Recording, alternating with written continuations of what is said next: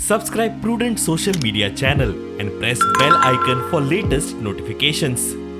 On arrival, 100% mandatory testing on paid basis is compulsory. Any passenger who is coming from UK, he has to be tested on arrival, obtain their report, and if they are negative, then only they are permitted to go. Then they have to home quarantine themselves, and on 8th day again they have to get themselves tested. And in case anybody is found positive, the government of Goa will be taking that passenger to institutional quarantine. And one more thing is very important.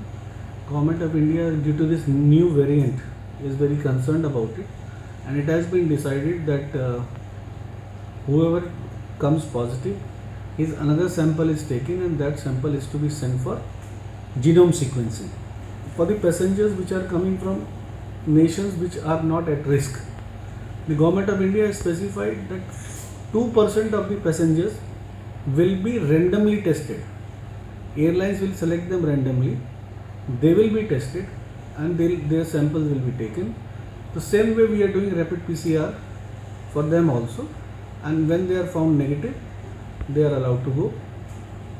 If in any case somebody is found positive, then this protocol which was earlier in existence, 3 rows ahead, 3 rows behind, same has to be followed for contact tracing and other things.